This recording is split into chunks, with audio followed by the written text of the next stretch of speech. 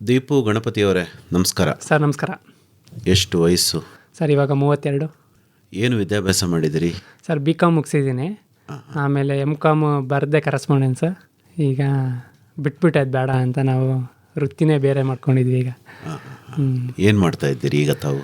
ನಾವು ಹಸುಗಳಿದೆ ಸರ್, ಹೈನುಗಾರಿಕೆ, ಹಾಗೆ ತೋಟ ಇದೆ. ಆಮೇಲೆ ಶುಂಠಿ ಬೆಳಿತೀವಿ, ಜೋಳ ಹಾಕ್ತೀವಿ, ಸಿಹಿಗೆಣಸು, ಸಕ್ಕರೆ ಗೆಣಸು ಅದು ಹಾಕ್ತೀವಿ. ಈ ಥರ ಮನೆ ಹತ್ರನೇ ಸರ್. ಬಿಸ್ನೆಸ್ಸು ಇದೆ ಹಾಗೆ ನಂದು, ಅದನ್ನ ನೋಡ್ಕೊಂಡಿದ್ದೀನಿ ಸರ್. ಏನು ಬಿಸ್ನೆಸ್ಸು? ಸರ್ ಇದು ಬೈಕ್ನೆಲ್ಲ ರೆಂಟ್ ಕೊಡ್ತೀವಲ್ಲ, ರಾಯಲ್ ಬ್ರದರ್ಸ್ ಅಂದ್ಬಿಟ್ಟು ಟೂರಿಸ್ಟ್ಗಳಿಗೆ, ಅದು ಕೊಡಗಲ್ಲಿದೆ. ಹೌದಾ? ಹಾಗೆ. ಅಂದರೆ ನೀವು ಮೂಲತಃ ಕೊಡಗನವರ? ತಂದೆ ಆವಾಗಲೇ ಬಿಟ್ಟು ಬಂದು ನಾವೆಲ್ಲ ಇಲ್ಲೇ ಹುಟ್ಟಿದವರು, ಮೈಸೂರು ಡಿಸ್ಟಿಕಲ್ಲೇ ಹುಟ್ಟಿದವರು. ತಂದೆ ತಾಯಿ ಬಗ್ಗೆ ಸ್ವಲ್ಪ ಹೇಳಿ. ತಂದೆ ತೋಟ ಆವಾಗಲಿಂದ ಅಗ್ರಿಕಲ್ಚರ್ ಮಾಡ್ತಾ ಇರೋದು, ತೋಟ ನೋಡ್ಕೊತಾ ಇದ್ದಾರೆ.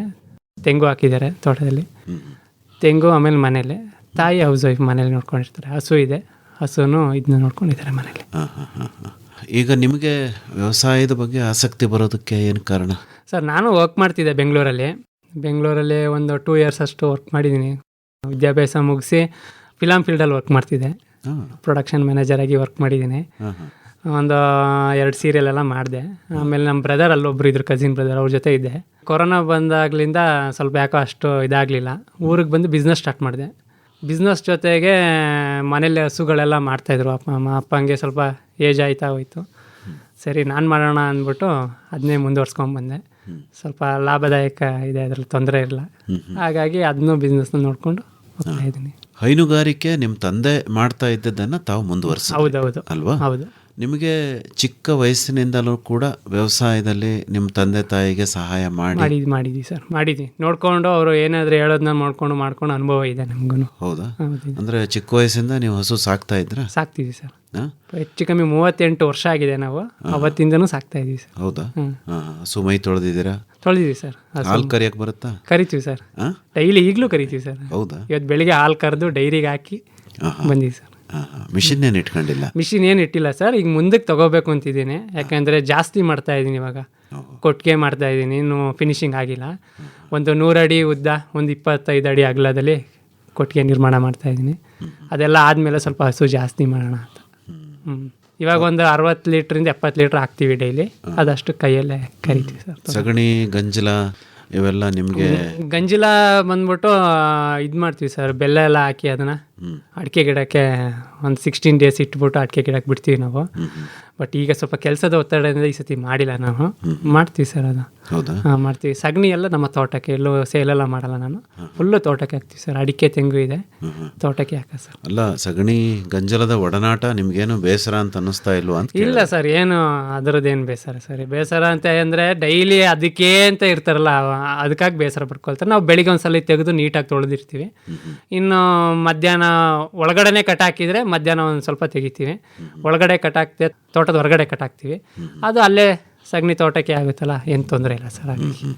ಅಲ್ಲ, ತುಂಬ ಜನ ಅದು ಆ ಒಂದು ಕಾರಣಕ್ಕಾಗಿ ಹೈನುಗಾರಿಕೆ ಮಾಡಕ್ಕೆ ಹೋಗ ಸರ್. ಅದು ಇಂಟ್ರೆಸ್ಟ್ ಇಲ್ಲ ಅಂದರೆ ಮಾಡಕ್ಕೆ ಹೋದರೆ ಆ ಥರ ಆಗುತ್ತೆ ಸರ್. ಇಂಟ್ರೆಸ್ಟ್ ಇದ್ದವ್ರಿಗೆ ಯಾವ ಕೆಲಸ ಆದ್ರೂ ಖುಷಿಯಿಂದನೇ ಮಾಡ್ತಾರೆ, ತೊಂದರೆ ಇಲ್ಲ. ಆಸಕ್ತಿಯೇ ಪ್ರಧಾನ ಅಂತ. ಹೌದೌದು.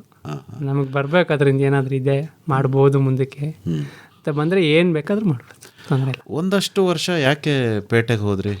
ಮುಂಚೆಯಿಂದಲೇ ಎಜುಕೇಷನ್ ಮಾಡಿದ್ವಿಲ್ಲ ಸರ್. ನಮ್ಮ ತಂದೆ ಎಲ್ಲ ಚೆನ್ನಾಗೇ ಓದಿಸಿದ್ರು, ಇಂಗ್ಲೀಷ್ ಮೀಡಿಯಮಲ್ಲೇ ಓದಿಸಿದ್ರು. ಕುಶಾಲನಗರದಲ್ಲಿ ಭಾರತ್ ಮಾತಾ ಅಲ್ಲೇ ಓದಿಸಿದ್ರು. ನಮ್ಮ ಅಣ್ಣ ಒಬ್ಬ ಇದ್ದಾನೆ, ಅವ್ನು ಬಂದ್ಬಿಟ್ಟು ಆರ್ಮಿಗೆ ವರ್ಕ್ ಮಾಡ್ತಿದ್ದಾನೆ. ಅವನು ಕೆಲ್ಸಕ್ಕೆ ಹೋದ. ಆಮೇಲೆ ನಂದು ಓದ್ ಮುಗೀತಲ್ಲ, ಬೆಂಗಳೂರು ಸೈಡ್ ಏನಾದ್ರು ಮಾಡೋಣ ಅಂತ ಮಾಡಿದೆ. ಅಲ್ಲಿ 15-20 ಸಾವಿರ 30 ಸಾವಿರ ಅವ್ರ ಕೈಲೆಲ್ಲ ಮಾತು ಕೇಳಿಕೊಂಡು ಕೆಲಸ ಮಾಡಬೇಕು. ಹಂಗಾಗಿ ಅದೆಲ್ಲ ಬಿಟ್ಟು ಈಗ ಹೆಚ್ಚು ಕಮ್ಮಿ ಒಂದು ತಿಂಗಳಿಗೆ ಕಮ್ಮಿ ಅಂದ್ರೂ ಒಂದು 70-80 ಸಾವಿರ 1 ಲಕ್ಷ ನೋಡ್ತೀವಿ. ತೊಂದರೆ ಇಲ್ಲ, ನಮಗೆ ಏನು ತೊಂದರೆ ಇಲ್ಲ. ಸಂಪಾದನೆ ಮಾಡ್ತಿದ್ದೀವಿ. ಆರಾಮಾಗಿದ್ದೀವಿ ಅಲ್ವಾ? ಆರಾಮಾಗಿದ್ದೀವಿ. ಯಾರ ಹತ್ರನೂ ಹೇಳ್ಸ್ಕೊಳಂಗಿಲ್ಲ, ಮಾಡೋಂಗಿಲ್ಲ, ಆರಾಮಾಗಿದ್ದೀವಿ. ಅದು ಈ ಸತಿ ಎಲ್ಲ ಶುಂಠಿಗೆ ಬಂದ್ಬಿಟ್ಟು ಒಳ್ಳೆ ರೇಟ್ ಇದೆ. ಆ ಲೆಕ್ಕದಲ್ಲೆಲ್ಲ 1,000 ಚೀಲ ಶುಂಠಿ ಆದ್ರೂ ನೀವೇ ಸೀರಿಯಲ್ ತೆಗಿಬೋದು. ಹೌದು ಸರ್, ತೆಗಿಬೋದು ಸರ್. ಹೌದು. ಆ ಯೋಚನೆ ಏನಾದ್ರು ಇದೆಯೇ? ಇದೆ ಸರ್, ಇದೆ. ನಮ್ಮ ಫ್ರೆಂಡ್ಸ್ ಎಲ್ಲ ಇದ್ದಾರೆ, ಅಲ್ಲೇ ವರ್ಕ್ ಮಾಡ್ತಿದ್ದಾರೆ ಸ್ವಲ್ಪ ಜನ. ಬಟ್ ನಂದೇನಂದರೆ ನಾವು ಫಸ್ಟ್ ಸ್ಟೇಬಲ್ ಆಗಬೇಕು, ಆಮೇಲೆ ಆ ಥರ ಅದೊಂಥರ ಫ್ಯಾಷನ್ ಥರ. ಪ್ರೊಫೆಷನಲ್ ಬಂದ್ಬಿಟ್ಟು ನಂದಿದೆ ಸರ್. ಹೌದು, ಅಗ್ರಿಕಲ್ಚರೇ ಪ್ರೊಫೆಷನ್ ಹೌದೌದು ಅಲ್ವಾ? ಬಹಳ ಸಂತೋಷ ಗಣಪತಿ ದೀಪು ಅವರೇ. ಈಗ ನಿಮಗೆ ವ್ಯವಸಾಯದ ಅನುಭವ ಇದ್ದಿದ್ದು ಚಿಕ್ಕ ವಯಸ್ಸಲ್ಲಿ ತಂದೆ ಜೊತೆ ಒಂಚೂರು ಸಹಾಯ ಮಾಡಿ. ಈಗ ಹೈನುಗಾರಿಕೆ ಮಾಡೋದಕ್ಕೆ ವಿಶೇಷವಾದ ತರಬೇತಿ ಏನಾದ್ರು ತಗೊಂಡ್ರ? ಏನು ತಗೊಂಡಿಲ್ಲ ಸರ್. ನಾವು ತಂದೆ ಜೊತೆ ಅಂದರೆ ತಂದೆ ಸ್ಕೂಲಿಂದ ಬಂದು ಸಂಜೆ ಹೊತ್ತು ನಮ್ಗೆ 6 ಗಂಟೆಗೆ ಹಾಲು ಕರಿಯೋ ಟೈಮು, ಅವಾಗ ಹಾಲು ಕರಿತಿದ್ದೆ. ಅವಾಗ ಫೀಡ್ ಇಡೋದು, ಹಾಲು ಕರಿಯೋದು, ಹುಲ್ಲು ಹಾಕೋದು, ಈ ಥರ. ಇನ್ನು ಭಾನುವಾರ ಶನಿವಾರ ಮಧ್ಯಾಹ್ನ ಮೇಲೆ ಭಾನುವಾರ ಫುಲ್ಲು ಮನೇಲೇ ಇರ್ತಿದ್ವಿ. ಆಗ ತೋಟದಲ್ಲಿ ಏನು ಕೆಲಸ ಮಾಡ್ತಾರೆ, ಹಸುಗಳದ್ದು ಹೆಂಗೆ ಏನು ಎಲ್ಲ A to Z ನೋಡ್ಕೊಂಡೆ ಅನುಭವ ಸರ್. ಎಲ್ಲೋ ಟ್ರೈನಿಂಗ್ ತರಬೇತಿ ಅಂತ ತಗೊಂಡಿಲ್ಲ ನಾವು. ಓಕೆ. ಈಗ ಡೈರಿನ ವಿಸ್ತರಣೆ ಮಾಡಬೇಕು ಅಂತಿದ್ದೀರಾ, ಈಗಲೂ ನಿಮಗೆ ತರಬೇತಿ ಅಗತ್ಯ ಇದೆ ಅಂತ ಅನಿಸ್ತಾ ಇಲ್ವಾ? ಇಲ್ಲ ಸರ್, ನಮಗೆ ನೋಡಿ ಅಭ್ಯಾಸ. ಆಮೇಲೆ ನಾವು ಎಲ್ಲಾದರೂ ಹೋದರೆ ಯಾರಾದರೂ ಕೊಟ್ಟಿಗೆ ಮಾಡಿದಾರೆ ಅಂದರೆ ಹೋಗಿ ಮಾತಾಡಿಸಿ ಒಂದ್ಸಲ ನೋಡಿ ಬರ್ತೀನಿ. ಆಮೇಲೆ ನನಗೆ ಈ ಥರ ಇರಬೇಕು ಅಂತ ನಮ್ಮ ಮೈಂಡಲ್ಲೇ ಬಂದ್ಬಿಟ್ಟಿದೆ. ಕೊಟ್ಟಿಗೆ ಈ ಥರ ಇರಬೇಕು, ಓಪನ್ ಆಗಿರಬೇಕು. ತುಂಬ ಗೂಡಂಗಿದ್ರೆ ಹಸುಗಳು ಚೆನ್ನಾಗಿ ಮನಗಲ್ಲ, ಆ ಸ್ಮೆಲ್ಲು ಸಿಕ್ಕಾಪಟ್ಟೆ ಬರುತ್ತೆ ಗಂಜಲದು. ಓಪನ್ ಆಗಿದ್ದರೆ ಅರ್ಧ ಕೊಟ್ಟಿಗೆ ಲೆವೆಲ್ಗಿದ್ದು ಅರ್ಧ ಓಪನ್ ಆಗಿದ್ದರೆ ಗಾಳಿ ಆಡಬೇಕು. ಈ ಕಡೆಯಿಂದ ಆ ಕಡೆ ಗಾಳಿ ಪಾಸ್ ಆದರೆ ಹಸುಗಳು ಚೆನ್ನಾಗಿರುತ್ತೆ, ಆರೋಗ್ಯವಾಗಿರುತ್ತೆ. ಆಮೇಲೆ ಅದಕ್ಕೆ ಮೇವು ಹಾಕೋಕ್ಕೆ ಹೇಗೆ ಹೊರಗಡೆ ಒಂದು ಸ್ವಲ್ಪ ಹೊತ್ತು ಬಿಡ್ಬೋದು ನಮ್ಮ ತೋಟದಲ್ಲಿ, ಅದೆಲ್ಲ ಕರೆಕ್ಟಾಗಿ ನೋಡಿ ಮಾಡ್ತಾಯಿದ್ದೆ. ಈಗ ನೀವು ಕೊಟ್ಟಿಗೆ ಕಟ್ಟಬೇಕು ಅಂತ ಇದ್ದೀರಿ? ಕಟ್ಟಿ ಆಗಿದೆ ಸರ್, ಇನ್ನೊಂದು 10% ಇದೆ. ಓಕೆ, ಹೇಗೆ ಕಟ್ಟಿದ್ದೀರಿ ಒಂಚೂರು ಹೇಳ್ಬಿಡಿ ನಮಗೂ ಅರ್ಥ ಆಗುವಂಗೆ. ಅದು ಹೆಂಗೆ ಅಂದರೆ ಸರ್, ನಮ್ಮದು ಬಯಲೇನಿಲ್ಲ, ತೋಟ ಫುಲ್ಲು ತೋಟನೇ ಇರೋದು. ತೋಟದ ಮಧ್ಯ ಒಂದು 21 ಅಡಿ 22 ಅಡಿ ಅಗಲ ಸಿಗುತ್ತೆ ಅಡ್ಡ. ಉದ್ದ ಬಂದು 100 ಅಡಿ ಕಟ್ಟಿದ್ದೀನಿ ಕೊಟ್ಟಿಗೆ. ಉದ್ದ 100 ಅಡಿಗೆ ಕೊಟ್ಟಿಗೆ ಇದೆ. ಆ 100 ಅಡಿಲಿ ಡೆಡ್ ಎಂಡ್ ಲಾಸ್ಟಲ್ಲಿ ಶೈಲಜಾ ಮೇವಿಗೆ 1-2 ತೊಟ್ಟಿಗಳನ್ನ ಮಾಡಿದ್ದೀನಿ. ಶೈಲಜಾ ಮೇವು ಮಾಡ್ಕೊಳ್ಳೋಣ ಅಂತ ಅದು ಮಾಡಿದ್ದೀನಿ. ಈ ಕಡೆ ಫೀಡ್ ಎಲ್ಲ ಇಡೋಕ್ಕೆ ಒಂದು ಚಿಕ್ಕ ರೂಮ್ ಥರ ಮಾಡಿದ್ದೀನಿ. ಒಂದು ಚಿಕ್ಕ ರೂಮು, ಫೀಡ್ ಅದು ಇದೆಲ್ಲ ಸ್ಟೋರ್ ಮಾಡೋಕ್ಕೆ. ತೋಟ ಅಂದರೆ ಯಾವ ತೋಟ ನಿಮ್ಮದು? ತೆಂಗಿನ ತೋಟ ಸರ್. ತೆಂಗಿನ ತೋಟ ಅಂದರೆ 2 ತೆಂಗಿನ ಸಾಲಿನ ಮಧ್ಯೆ ಮಾಡಿಬಿಟ್ಟಿದ್ದೀನಿ. ಹೌದು, ಸುಮ್ಮನೆ ತೆಂಗಿನ ಗಿಡ ಕಡಿಯೋದು ಅದೆಲ್ಲ ಎಷ್ಟೆಲ್ಲ ಫಸಲು ಬರ್ತಿದೆ. ತೆಂಗಿನ ಗಿಡ ಎಲ್ಲ 35 ವರ್ಷ ಆಗಿದೆ ತೆಂಗಿನ ಗಿಡ. ನಿಜ, ಅದನ್ನ ಕಡಿಬೇಕು. ಅದಕ್ಕೆ ಮಧ್ಯದಲ್ಲಿ ಮಾಡಿದ್ದೀವಿ ಸರ್. ಹೌದಾ? ಈಗ ಉದ್ದ 100 ಅಡಿ. ಹೌದು ಸರ್. ಅಗಲ 22 ಅಡಿ ಬರುತ್ತೆ. 22 ಅಡಿ. ನೆಲ ಎಲ್ಲ ಹೇಗೆ ಮಾಡ್ಕೊಂಡಿದ್ದೀರಿ? ಫುಲ್ಲು ಇದು ಈ RCC ಕಾಂಕ್ರೀಟ್ ಹಾಕಿದಾರಲ್ಲ ಆ ಥರ ಮಾಡಿದ್ದೀನಿ. ಆ ಗಂಜಲ ಹೋಗೋಕ್ಕೆಲ್ಲ ಬಿಟ್ಟಿದ್ದೀನಿ, ಚಾನಲ್ ಬಿಟ್ಟಿದ್ದೀನಿ. ಇನ್ನು ಅದಕ್ಕೆ ಮ್ಯಾಟ್ ಸಿಗುತ್ತೆ ಹಸುಗಳ ಮನೆಗೆ. ಮ್ಯಾಟ್ ಹಾಕಿದ್ಮೇಲೆ ಹಸುಗಳನ್ನ ಅಲ್ಲಿ ಕಟ್ಟಕ್ಕೆ ಶುರು ಮಾಡ್ತೀನಿ. ಈಗ ಒಂದು ಚಿಕ್ಕದು ಹಳೆ ಕೊಟ್ಟಿಗೆ ಇತ್ತು ತಂದೆಯವ್ರದ್ದು, ಅದರಲ್ಲೇ ಮೇಂಟೈನ್ ಮಾಡ್ತಿದ್ದೀರಿ ಸದ್ಯಕ್ಕೆ. ಓಕೆ, ಅಂದರೆ ಮ್ಯಾಟ್ ಹಾಕ್ತೀನಿ ಸರ್. ಹಾಕಿದ್ರೆ ಸ್ವಲ್ಪ ಮಂಡಿ ಸವಿಯೋದು ಇದೆಲ್ಲ ಕಮ್ಮಿ ಆಗುತ್ತೆ. ಆಮೇಲೆ ಹಸುಗಳು ಆರೋಗ್ಯವಾಗಿರುತ್ತೆ. ಗೊಂತುಗಳನ್ನ ವಿಶೇಷವಾಗಿ ಏನಾದರೂ ಮಾಡಿದ್ದೀರಾ? ಮಧ್ಯಕ್ಕೆ ಮಾಡಿದ್ದೀನಿ ಸರ್. ನಮ್ಗೆ ಜಾಗ ಜಾಸ್ತಿ ಇಲ್ಲಲ್ಲ, ಹಂಗಾಗಿ ಒಂದು ಸೈಡಿಗೆ ಒಂದು 10 ಅಡಿಗೆ ಮಾಡ್ತಾಯಿದ್ದೀನಿ, ಇನ್ನೊಂದು ಸೈಡಿಗೆ ಒಂದು 6 ಅಡಿಗೆ ಮಾಡ್ತೀನಿ. ಅಲ್ಲಿಗೆ 16 ಅಡಿ ಆಯಿತು. ಇನ್ನೊಂದು 2-3 ಅಡಿ ಗೊಂತಿಗೆ ಸಿಗುತ್ತೆ ಮಧ್ಯದಲ್ಲಿ ಗ್ಯಾಪು. ಆಮೇಲೆ ಒಂದು ಅರ್ಧ ಅಡಿಯಷ್ಟು ಗಂಜಲ ಹೋಗೋಕ್ಕೆ ಸೈಡಲ್ಲಿ ಬಿಟ್ಟಿದ್ದೀನಿ. ಅಂದರೆ ತಲೆ ಸೇರಿಸುವಂತಹ ವಿಧಾನನ ಅಥವಾ ಬಾಲನ ನಿಮ್ಮದು, ಅಥವಾ ಒಂದೇ ಸೈಡ್? 2 ಸೈಡ್ ಕಟ್ತೀವಿ ಸರ್. ಅದೇ 2 ಸೈಡಿಗೆ ಕಟ್ತಾ ಇದ್ದೀನಿ. ಒಂದು ಸೈಡ್ ಕರುಗಳು ಮಾತ್ರ ಕಟ್ತೀನಿ. 6 ಅಡಿಗೆ ಚಿಕ್ಕ ಹಸುಗಳು ಕರುಗಳನ್ನ ಕಟ್ತೀನಿ. ದೊಡ್ಡ ಹಸುಗಳನ್ನೆಲ್ಲ ಒಂದು ಸೈಡಿಗೆ ಮಾಡೋಣ ಅಂತಿದ್ದೀನಿ. ಅದೇ 2 ಕಡೆಯಿಂದ ತಲೆ ಒಂದು ಗುಡುತ್ತ ಅಲ್ವೇ? ಗೊಂತ್ ಮಧ್ಯದಲ್ಲಿ ಬರುತ್ತೆ. ಹಿಂದ್ಗಡೆ ಗಂಜಲ ಹೋಗುತ್ತೆ. ದೊಡ್ಡ ಹಸುಗಳನ್ನೆಲ್ಲ ಒಂದು ಕಡೆ ಕಟ್ತೀರಿ? ಹೌದು, ಚಿಕ್ಕ ಹಸುಗಳನ್ನ ಒಂದು ಸೈಡ್ ಕಟ್ಕೊತೀನಿ. ಅದಕ್ಕೆ ಮನಗಾಕ ಅನುಕೂಲ ಇರೋಂಥದ್ದನ್ನೆಲ್ಲ ಒಂದು ಸೈಡ್ ಕಟ್ತೀನಿ. ದೊಡ್ಡ ಹಸುಗಳು ಎಲ್ಲಿ ಕಟ್ಬೋದು 10 ಅಡಿಗೆ ಮಾಡಿದ್ದೀನಿ, ಅಲ್ಲಿ ಆರಾಮಾಗಿ ಕಟ್ಕೋಬೋದು. ಮೇಲ್ಗಡೆ ಏನು ಹಾಕಿದ್ರಿ? ಆಸ್ಬೆಸ್ಟಸ್ ಶೀಟ್? ಕಲರ್ ಶೀಟ್ ಬರುತ್ತಲ್ಲ ಸರ್. Colour sheet. ಹೌದು. ಈ ಗರಿ ಪರಿ ತೆಂಗಿನ ಮರ ಕಲರ್ ಶೀಟ್ ಸ್ವಲ್ಪ ಗೇಜ್ ಇರೋದು ಹಾಕಿದ್ದೀನಿ. ತೆಂಗಿನಕಾಯೆಲ್ಲ ನಾನೇ ಕುಯ್ತೀನಿ ಸರ್, ಹಂಗಾಗಿ ಅದ್ರ ಸುತ್ತ ಇರೋ ಕಾಯೆಲ್ಲ ಕುಯ್ದಿದ್ದೀನಿ. ಹೌದಾ? ಕುಯ್ತೀನಿ ನಾನೇ ಅಂತಂದ್ರೆ ನಾನೇ ಮಿಷಿನ್ ಇಟ್ಕೊಂಡಿದ್ದೀನಿ ಸರ್. ಮರ ಕತ್ತಾರಲ್ಲ, ಅದು ಕೆಲಸ ಇಲ್ಲ ಅಂದಾಗ ಫುಲ್ ತೋಟದಲ್ಲಿ ಒಂದು 300 ಮರ ಇದೆ, ನಾನೇ ಹತ್ತಿ ಎಲ್ಲ ಕುಯ್ತೀನಿ. ಈಗ ಏನಾದರೂ ಕೆಲಸ ನಾನು ಆ ಕಡೆ ಈ ಕಡೆ ಶುಂಠಿಗೆ ಸ್ಪ್ರೇ ಮಾಡಿಸೋದು, ನೀರು ಹಾಕಕ್ಕೆ ಹೋಗೋದು, ಅದು ಇದು ಅಂದರೆ ಕೆಜಿಗೆ ಒಂದು 28 ರೂಪಾಯಿ ನಿಮ್ಗೆ ತೊಗೊಳ್ತಿದ್ರಿ. ಇವಾಗ ಸ್ವಲ್ಪ ಕಮ್ಮಿ ಇದೆ ಅಂತ ಕಾಯಿ ರೇಟು. ಅವರೇ ಬಂದು ಕುಯ್ದು ತೊಗೊಂಡೋಗ್ತಾರೆ ಸರ್. ಮರ ಹತ್ತೋ ಮಿಷಿನ್ ಇದೆಯಲ್ಲ, ಅದನ್ನ ಇಟ್ಕೊಂಡಿದ್ದೀರಿ ಅಂತ? ಹೌದು ಸರ್. ಹೌದು ಅಲ್ವಾ? ತರಬೇತಿನೂ ತಗೊಂಡಿದ್ದೀರಿ ನೀವು ಮರ ಹತ್ತಕ್ಕೆ? ಅಲ್ಲ ನೋಡಿ ಸರ್, ನಾನು ಎಲ್ಲೂ ತೊಗೊಂಡಿಲ್ಲ. ಈಗ ಹತ್ತಕ್ಕೆ ಬಂದು ಅವ್ರು ಹತ್ತಿದ್ರು, ಕೆಲಸದವ್ರು ಬಂದು ಹತ್ತಿದ್ರಲ್ಲ, ಅದನ್ನ ನೋಡಿ ನಾನೇ ಹತ್ತೀನಿ ಸರ್, ಹಾಕೊಂಡು ಹತ್ತೀನಿ. ಅದೇಂತಂದ್ರೆ ಎಷ್ಟು ಖರ್ಚಾಯಿತು ಯಾವುದು ನಿಮ್ಮ ಕೊಟ್ಟಿಗೆ ಕಟ್ಟಕ್ಕೆ? ಕೊಟ್ಟಿಗೆಗೆ ಇವಾಗ ಒಂದು 6.5 ಲಕ್ಷ ಖರ್ಚಾಗಿದೆ ಸರ್. ಹೌದಾ? ಎಷ್ಟು ಹಸು ಸಾಕ್ಬೋದು ಈ ನೀವು ಮಾಡಿರೋ ಕೊಟ್ಟಿಗೆನಲ್ಲಿ? ಕೊಟ್ಟಿಗೆಗೆ ಇವಾಗ ಒಂದು 30 ಹಸು ಗಂಟ ಸಾಕ್ಬೋದು ಸರ್. 30 ಹಸು. ಈಗ ಸದ್ಯ ಎಷ್ಟು ಹಸು ಇದೆ ನಿಮ್ಮ ಹತ್ರ? ಇವಾಗ ಒಂದು 6 ದೊಡ್ಡದು, ಒಂದು 6 ಚಿಕ್ಕದಿದೆ, ಕರುಗಳಿದೆ, ಎಲ್ಲ ಹೆಣ್ಣು ಕರುಗಳು. ಯಾವ ತಳಿ? HF ಇದೆ, ಇನ್ನೇ ಎಲ್ಲ ಬಂದು ಜರ್ಸಿ ಸರ್. ಹೌದಾ? ಅದಂದರೆ ಎರಡು ಮಿಕ್ಸ್ ಆಗಿ ಹಾಲು ಹಾಕಿಲ್ಲ ಅಂದರೆ ಡಿಗ್ರಿ ಬರಲ್ಲ, ಅದು ಇದು ಅಂತ ಡೈರಿಲಿ ಸ್ವಲ್ಪ ಪ್ರಾಬ್ಲಮ್ಗಳು ಬರುತ್ತೆ. ಓಕೆ. ಈ ನಮ್ಮದು ಈ ನಾಟಿ ತಳಿ ಥರ ಬಂದಿರುತ್ತೆ ಜರ್ಸಿ, ಅದಾದರೆ ಡಿಗ್ರಿ ಚೆನ್ನಾಗಿ ಫ್ಯಾಟ್ ಚೆನ್ನಾಗಿರುತ್ತೆ. HF ಅಷ್ಟು ಫ್ಯಾಟ್ ಬರಲ್ಲ, ಹಂಗಾಗಿ ಎರಡು ಮಿಕ್ಸ್ ಮಾಡಿ. ಅದರಲ್ಲಿ ಹಾಲು ಜಾಸ್ತಿ, ಇದರಲ್ಲಿ ಕೊಬ್ಬು ಜಾಸ್ತಿ, ಹೌದು. ಎರಡು ಮಿಕ್ಸ್ ಮಾಡಿಬಿಟ್ರೆ ಡೈರಿಗೆ ಸರಿ ಹೋಯ್ತದೆ ಅಂತ. ಹೌದು ಸರ್. ಅಂದರೆ ಮೊದಲು ಹಂಗಿಲ್ಲ, ಇವಾಗೆಲ್ಲ KMF ಅಲ್ಲಿ ಸಾಕಷ್ಟು ಸ್ಟ್ರಿಕ್ಟ್ ಇದೆ, ಬಂದು ಚೆಕ್ ಮಾಡ್ತಾರೆ. ಸ್ಥಳೀಯರು ಅವರು ಸ್ವಲ್ಪ ನೀರು ಹಾಕೋ ಬರೋದು, ಇವರಿಗೆಲ್ಲ ಫೈನ್ ಹಾಕೋದು ಇದೆಲ್ಲ ಮಾಡ್ತಾರೆ. ನಾವು ತುಂಬ ಹಾಲು ಹಾಕೋರು ನಾವು ಹಂಗೆ ವಾಪಸ್ ತಗೊಬರೋದು ಅವೆಲ್ಲ ಮಾಡೋಕ್ಕಾಗಲ್ಲ. ನಾವು ಏನಿದೆ ನೀಟಾಗಿ ಅದ್ರ ಏನಿದೆ ಅದು ಡೈಲಿ ಅಷ್ಟು ನೀಟಾಗಿ ತೊಗೊಂಡಾಗ ಹಾಕ್ತೀವಿ. ಎಷ್ಟು ಲೀಟ್ರ್ ಹಾಲು ಹಾಕ್ತೀನಿ ಅಂದರೆ ನೀವು? ಇವಾಗ ಒಂದು ಟೈಮಿಗೆ ಒಂದು 35 ಲೀಟ್ರ್ ಗಂಟೆ ಹಾಕ್ತೀವಿ ಸರ್. ದಿನಕ್ಕೆ 70 ಲೀಟ್ರ್ ಗಂಟೆ ಬರುತ್ತೆ. ಹೌದಾ? ಅದು ವೇರಿಯೇಷನ್ ಬರುತ್ತೆ, ಒಂದೇ ಸಲ ಬರಲ್ಲ, ಡೈಲಿ ವೇರಿಯೇಷನ್ ಬರುತ್ತೆ. ಸಂತೋಷ. ಈಗ ಯಾವ ಡೈರಿಗೆ ಹಾಕ್ತಿರತ್ತವು? ನಾವು ಅಲ್ಲೇ ಹೊನ್ನಾಪುರ ಅಂತ ನಮ್ಮ ಜಮೀನು ಬಂದ್ಬಿಟ್ಟು ಅಲ್ಲೇ ಪಕ್ಕ ಇರೋ ಡೈರಿಗೆ ಒಂದು ಅರ್ಧ ಕಿಲೋಮೀಟ್ರ್ ಆಗ್ಬೋದು, ಅಲ್ಲಿಗೆ ಹಾಕ್ತೇವೆ. ಜಾನುವಾರುಗಳಿಗೆ ಬಹಳ ಪ್ರಧಾನವಾಗಿ ಬೇಕಿರೋದು ಮೇವು. ಹೌದು ಸರ್. ಅಲ್ವೇ? ಹೌದು. ಅದಕ್ಕೇನು ವ್ಯವಸ್ಥೆ ಮಾಡ್ಕೊಂಡಿದ್ದೀರಿ? ಅದಕ್ಕೆ ಜೋಳ ಹಾಕೋತೀನಿ ಸರ್, ಜೋಳ ಇದೆ. ಮತ್ತು ನಮ್ಮದೇ ಸ್ವಂತ ಟ್ಯಾಕ್ಟ್ರಿ ಇದೆ. ನಾನೇ ಅದು ಎಲ್ಲೂ ಬಾಡಿಗೆಗೆ ಎಲ್ಲೂ ಹೋಗಲ್ಲ, ನಮ್ಮ ಕೆಲಸಕ್ಕೆ ಇಟ್ಕೊಂಡಿದ್ದೀನಿ ನಾನು. ಅದರಲ್ಲಿ ಉತ್ಕೊಂಡು ಒಂದು ಅರ್ಧ ಎಕರೆ ಅಷ್ಟು ಒಂದೊಂದು ಫ್ಲ್ಯಾಟ್ಗೆ ಮೇವು ಮಾಡ್ಕೋತೀನಿ. ಆಮೇಲೆ ತೆಂಗಿನ ಸಾಲದ ಮಧ್ಯ ಖಾಲಿ ಇರುತ್ತೆ ಸುಮಾರು ಸರ್, ಆ ಖಾಲಿ ಜಾಗಕ್ಕೆಲ್ಲ ಉತ್ಬಿಟ್ಟು ಜೋಳ ಹಾಕ್ಕೊತೀನಿ. ಒಂದೊಂದು ಖಾಲಿ ಆಯ್ತಿದ್ದಂಗೆ ನಂಗೆ ಗೊತ್ತಾಗುತ್ತೆ. ಆವಾಗ ಒಂದು ತಿಂಗಳು ಖಾಲಿ ಆಗುತ್ತೆ ಅಂದಾಗ ಇನ್ನೊಂದು ಸೈಡ್ ಒಂದು ಬ್ಯಾಚ್ ಇಟ್ಕೊಳ್ತೀನಿ ಜೋಳ. ಅದು ಕಟಾವ್ ಆದಂಗೆ ಈ ಕಡೆ ಕಟಾವ್ ಆಗ್ತದೆ. ಅಂದರೆ ಮೇವಿನ ಮುಸ್ಕಿನ ಜೋಳ. ಹೌದು ಸರ್. ಅಲ್ವಾ? ಹೌದು, ಡೈರಿಲೂ ಕೊಡ್ತಾರೆ, ಇದನ್ನು ಮಿಕ್ಸ್ ಮಾಡಿ. ಓಕೆ. ಅಂದರೆ ನೀವು ಮೇವಿನ ಜೋಳ ಅಂತ ಬಿಳಿ ಜೋಳ ಬರುತ್ತಲ್ಲ ಅದನ್ನು ಬೆಳೆಯ? ಅದನ್ನು ಹಾಕ್ತೀವಿ ಸರ್, ಡೈರಿಯಿಂದ ಮಾತ್ರ ಸಿಗತ್ತೆ ಸರ್ ನಮಗೆ ಅದು. ಹೌದಾ? ಡೈರಿಲಿ ಕೊಡ್ತಾರೆ, ಅದು 1 ಕ್ವಿಂಟಲ್ ಅಷ್ಟು ತೊಗೊಂಡು ಬಂದಿದ್ದೀನಿ, ಅದು ಹಾಕಿದ್ದೀನಿ ಸರ್ ಆಲ್ರೆಡಿ. ಓಕೆ. ಅಂದರೆ ಜೋಳ ಬೆಳ್ಕೊಂತೀರಿ ಚೆನ್ನಾಗಿ. ಚೆನ್ನಾಗಿರುತ್ತೆ ಸರ್. ಅದು ಬಿಟ್ಟರೆ ಹುಲ್ಲು ಒಣಗುಲ್ಲು ಅದು ಗದ್ದೆ ಇದೆ ಸರ್, 1 ಎಕರೆ ಮನೆಗೆ ಅಂತ ಊಟಕ್ಕೆ ಮಾಡ್ಕೊತೀವಿ. ಆ ಹುಲ್ಲನ್ನ ಇಟ್ಕೊತೀನಿ, ಒಂದು ಹೊರಗಡೆ ಒಂದು ಸ್ವಲ್ಪ ತೊಗೊತೀನಿ ಸರ್. ಹುಲ್ಲು ತೊಗೊಂಡ್ರೆ ನಮಗೇನು ಲಾಸ್ ಆಗೋಲ್ಲ, ಗೊಬ್ಬರ ಆಗುತ್ತೆ. ಒಂದು 4-5 ಟ್ಯಾಕ್ಟ್ರಿ ವರ್ಷಕ್ಕೆ ಜಾಸ್ತಿ ಗೊಬ್ಬರ ಬರುತ್ತೆ. ಒಂದು 10-15 ಟ್ಯಾಕ್ಟ್ರಿ ಗಂಟೆ ಗೊಬ್ಬರ ಸಿಗುತ್ತೆ ನಮಗೆ, ಹಂಗಾಗಿ ನಮಗೇನು ಲಾಸ್ ಬರಲ್ಲ. ಅಲ್ಲಪ್ಪ, ನಾನು ಕೇಳಿದ ಹುಲ್ಲು ಹಸಿರು ಹುಲ್ಲು, ಈ ಕೋತ್ರಿ ಕೋಫೋರ್ ಅಂತೆಲ್ಲ ಆ ಥರದ್ದು ಯಾವುದು ಹಾಕಿಲ್ಲ ಸರ್. ಬರೀ ಇದು ಗಿಣಿ ಕೋತ್ರಿ ಅಂತ ಒಂದು ಬರುತ್ತಲ್ಲ ಸರ್, ಸೀಮೆ ಇದು ಅದೊಂದು ಹಾಕಿದ್ವಿ ಸರ್. ಹೌದಾ? ಎಷ್ಟು ಪ್ರದೇಶದಲ್ಲಿ ಹಾಕೊಂಡಿದ್ದೀರಿ ಅದನ್ನ? ಅದು ಬಂದ್ಬಿಟ್ಟು ಅಡಿಕೆ ಗಿಡದ ಮಧ್ಯ ಸ್ವಲ್ಪ ಹಾಕಿದ್ದೀನಿ ಸರ್. ತುಂಬ ಜೋಳ ಖಾಲಿ ಆಯಿತು ಎಲ್ಲಾದ್ರೂ ಇಲ್ಲ ಅಂದರೆ ಅದು ಅಷ್ಟೊತ್ತಿಗೆ ಒಂದು 2-3 ಅಡಿ ಹೈಟ್ ಬಂದಿರುತ್ತೆ, ಮಧ್ಯ ಅದನ್ನ ಕುಯ್ದುಬಿಟ್ಟು ಹಾಕ್ತೀವಿ ಸರ್. ಅಂದರೆ ನೀವು ಪ್ರಧಾನವಾಗಿ ಜಾನುವಾರುಗಳಿಗೆ ಜೋಳದ ಹುಲ್ಲನ್ನು ಬ್ಯಾಚ್ ಬೈ ಬ್ಯಾಚ್ ಬಳಕ ಜೋಳ ಹಾಕಿದ್ರೆ ಒಳ್ಳೆ ಹಾಲು ಬರುತ್ತೆ ಸರ್. ಇವಾಗ ಸೈಲೇಜ ಒಂದು ಸ್ವಲ್ಪ ರೆಡಿ ಆದರೆ ಅದು ಮಾಡಿ ಇಟ್ಕೊಂಡ್ರೆ ಒಂದು 4-5 ತಿಂಗಳಿಗೆ ಆಗುತ್ತೆ ಸರ್. 2 ತೊಟ್ಟಿದು ರಸಮೇವನ್ನು ಮಾಡ್ಕೋಬೇಕು. ಆಗ ಸ್ವಲ್ಪ ಆರಾಮಾಗುತ್ತೆ ನಮಗೂ. ಅಲ್ಲಿಂದ ತೆಗೆದು ಅಲ್ಲೇ ಹಸುಗಳಿಗೆ ಹಾಕೋಬೋದು. ಸ್ವಲ್ಪ ಹಸುಗಳು ಚೆನ್ನಾಗಾಗುತ್ತೆ ಸರ್. ಒಟ್ಟು ತೋಟ ಎಷ್ಟು ಎಕರೆ ಇರೋದು ನಿಮ್ಮದು? ಒಂದು ತೋಟ ಬಂದು ಒಂದು 6.5-7 ಎಕರೆ ಅಷ್ಟು ಬರುತ್ತೆ. 1 ಎಕರೆ ಗದ್ದೆ ಬರುತ್ತೆ ಸರ್. ಹೌದಾ? 1.5-2 ಎಕರೆ ಗದ್ದೆ ಬರುತ್ತೆ. ಅಡಿಕೆ ತೋಟ ಅಂದರೆ ಅದು ಸಪ್ರೇಟ್ ಆಗಿದೆಯಾ? ತೆಂಗು ಒಳಗಡೆನೇ ಹಾಕಿದ್ದೀನಿ ಸರ್, ತೆಂಗೊಳಗಡೆನೇ ಹಾಕಿದ್ದೀನಿ. ಸ್ವಲ್ಪ ಕೆಳಗಡೆ ಮಾತ್ರ ಅಡಿಕೆ ಜಾಸ್ತಿ ಇದೆ, ಸ್ವಲ್ಪ ತೆಂಗು ಕಮ್ಮಿ ಇದೆ. ಒಂದು 50 ಗಿಡ ತೆಂಗು ಇದೆ, 1000 ಗಿಡ ಅಡಿಕೆ ಇದೆ ಸರ್. ಓಕೆ. ಅದನ್ನು ಅಡಿಕೆ ತೋಟ ಅಂತೀರಿ? ಹೌದು ಸರ್. ಅಲ್ವಾ? ಅಲ್ಲಿ ಮೇವು ಹುಲ್ಲು ಹಾಕಂತೀರಿ? ಮಧ್ಯ ಹಾಕಿದ್ದೀವಿ ಸರ್. ಅಲ್ವಾ? ಸರಿ. ಈಗೇನೋ ಜಾನುವಾರುಗಳು ಕಡಿಮೆ ಇದಾವಪ್ಪ, ಹಂಗಾಗಿ ನೀವು ಬೆಳ್ಕೊತಿರೋ ಮೇವು ಸಾಕಾಗ್ಬೋದು. ಇನ್ನು 30 ಹಸು ತಗೊಂಬಿಟ್ಟಾಗ ಏನು ಮಾಡ್ತೀರಿ? ಅದಕ್ಕೆ ರಸ ಮೇವು ಮಾಡ್ತಾ ಇದ್ದೀನಲ್ಲ ಸರ್, ರಸ ಮೇವು ಆಗುತ್ತೆ. ಆಮೇಲೆ ಒಂದು 2 ಎಕರೆ ಜಾಗ ತೊಗೊಂಡಿದ್ದೀವಿ ಸರ್, ಅಲ್ಲಿಗ ಜೋಳ ಹಾಕಿದ್ದೀನಿ.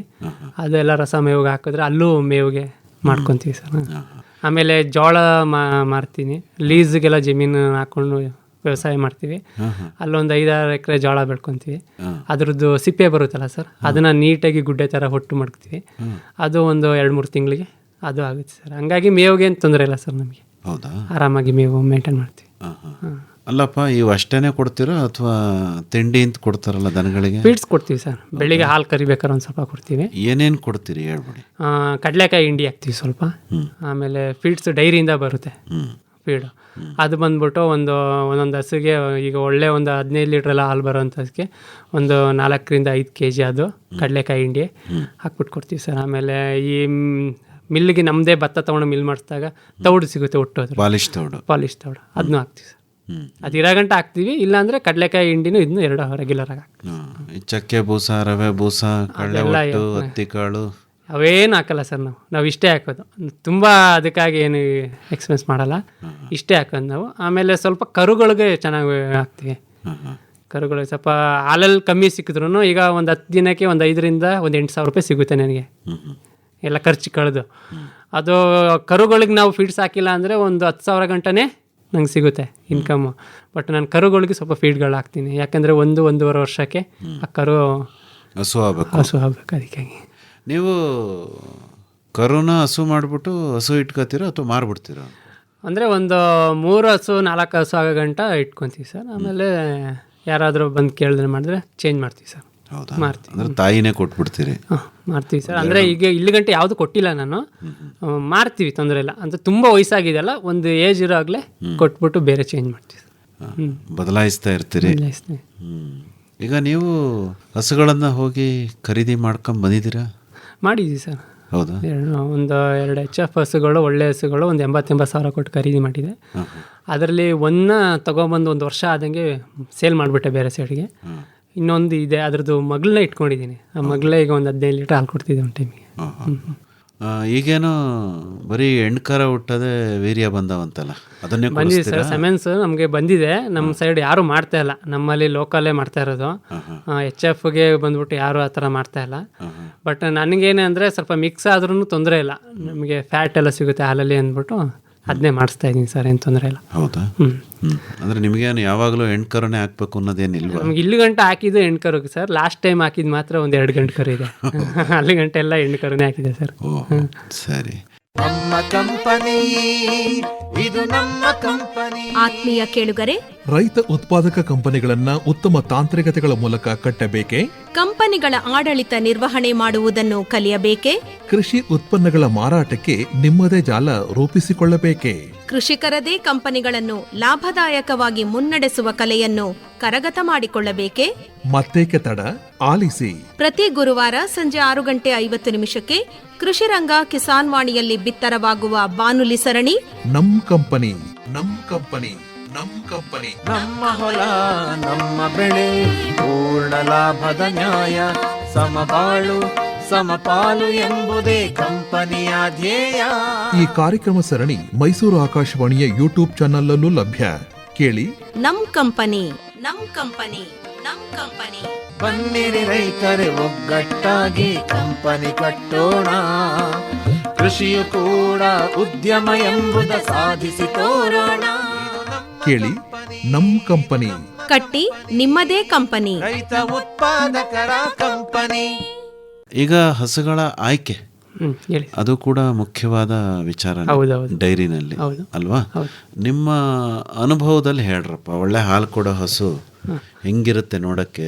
ನೀವು ಖರೀದಿ ಮಾಡೋದಾದ್ರೆ ಯಾವ ಥರ ಹಸುನ ಖರೀದಿ ಮಾಡ್ಕೊಂಡು? ನಾವೇನೇನೊಂದು ಕರು ಹಾಕೋಕ್ಕೆ ಇನ್ನೊಂದು 15 ದಿನ ಇರುವಾಗ ನೋಡ್ತೀವಿ ಸರ್. 15 ದಿನದಿಂದ 1 ತಿಂಗಳು ಕೆತ್ತಲು ಫುಲ್ಲು ಬಾಟಮ್ ಫುಲ್ಲು ಬಿಟ್ಟಿರುತ್ತೆ. ಅದು ನೋಡಿದಾಗಲೇ ಗೊತ್ತಾಗ್ಬಿಡುತ್ತೆ ಹಸು ಆರಾಮಾಗಿರುತ್ತೆ, ಕೆತ್ತಲು ಬಾಟಮ್ ಬಿಟ್ಟಿರುತ್ತೆ. ಆಮೇಲೆ ಸ್ವಲ್ಪ ತಿರುಗಾಡಿಸಿದ್ರೆ ಆ ಕಡೆ ಈ ಕಡೆ ಹಸುಗಳನ್ನ ಗೊತ್ತಾಗ್ಬಿಡುತ್ತೆ. ಕಾಲ್ಗಿಲ್ ಏನಾದರೂ ಮುರ್ಕೊಂಡಿದ್ಯಾ, ಏನಾದ್ರು ಪ್ರಾಬ್ಲಮ್ ಇದೆಯಾ, ಕಣ್ಣುಗಳು ಏನಾದರೂ ಪ್ರಾಬ್ಲಮ್ ಇದೆಯಾ ಅಂತ ನೋಡ್ತೀವಿ. ಅದು ಬಿಟ್ಟರೆ ಹಸುಗಳು ಒಂದು 15 ದಿನ 1 ತಿಂಗಳಿಗೆ ಅಡ್ಜಸ್ಟ್ ಆಗ್ಬಿಡುತ್ತೆ ಸರ್. ನಾವು ತಗೊಬಂದ್ಮೇಲೆ ನಮಗೆ ಅಡ್ಜಸ್ಟ್ ಆಗ್ಬಿಡುತ್ತೆ. ಆಮೇಲೆ ಈ ಬರ್ನ್ ಮಾಡಿರೋ ಹಸುಗಳನ್ನೇ ತರೋದು, ಈ ಕೊಂಬನ್ನ ಸೀಸ್ ಮಾಡಿರ್ತಾರೆ ಅಂಥದ್ದನ್ನೇ ಇಟ್ಕೊಬರೋ ಸರ್ ನಾನು. ಯಾಕಂದರೆ ಅದೇ ಬೇರೆ ಹಸುಗಳು ನಮ್ಮಲ್ಲಿ ಬಂದಾಗಲೇ ಬೇರೆ ಹಸುಗಳು ಇರ್ತವೆ, ಕುಸ್ತಿ ಮಾಡೋಕೆ ಇದು ಮಾಡುತ್ತೆ ಅಂದ್ಬಿಟ್ಟು ನಾನು ಅದನ್ನೆಲ್ಲ ನೋಡಿಯೇ ತಗೊಬರೋದು ಸರ್. ಬರೀ ಇಷ್ಟೇ ನೋಡೋದು ನೀವು? ಹಸುದು ಬಾಟಮ್ ನೋಡ್ತೀವಿ, ಚೆನ್ನಾಗಿದೆ ಹಾಲು ಬರುತ್ತೆ ಅಂತ ಹೇಳಿದ್ರೆ ತೊಗೊಂಬರ್ತೀವಿ ಸರ್. ಆಮೇಲೆ ನಮ್ಮ ಆ ಊರಲ್ಲಿ ನಮಗೆ ಅನುಭವಸ್ಥರು ಇದ್ದರೆ ಅವ್ರು ಫೋನ್ ಮಾಡಿ ಹೇಳಿರ್ತಾರೆ, ಹಿಂಗಿಲ್ಲ ಕಣೋ ಫಾರಮಲ್ಲಿ ಚೆನ್ನಾಗಿದೆ ಎತ್ಕೋಬೋದು ಅಂತ, ಹಂಗೆ ನೋಡಿ ತೊಗೊತೀವಿ ಸರ್. ಅಲ್ಲಪ್ಪ, ತುಂಬ ಜನ ಕರು ಹಾಕಿದ ಮೇಲೆ ಹಸು ತಗೋಬೇಕು ಯಾಕೆಂದರೆ ಹಾಲು ಕರೆದು ನೋಡ್ಬೋದು ಅಂತಾರೆ. ನೀವು ಬರೀ ಅವ್ರು ಹೇಳೋ ಮಾತಿನ ಮೇಲೇ ಹಸುನ? ಇಲ್ಲ ಸರ್, ಅದು ಕೆತ್ತಲು ನೋಡ್ದಂಗೆ ನಮಗೊಂದು ಅಂದಾಜು ಬಡುತ್ತೆ. ಒಂದು 10 ಲೀಟ್ರ್ ಆದರೂ ಸಿಗುತ್ತೆ ಅಂದರೆ ನಮ್ಮ ಮೇವಿಗೆ ಒಂದು 2-3 ಲೀಟ್ರ್ 4 ಲೀಟ್ರ್ ರೈಸ್ ಆಗುತ್ತೆ ಸರ್ ಅದು. ಹೌದಾ?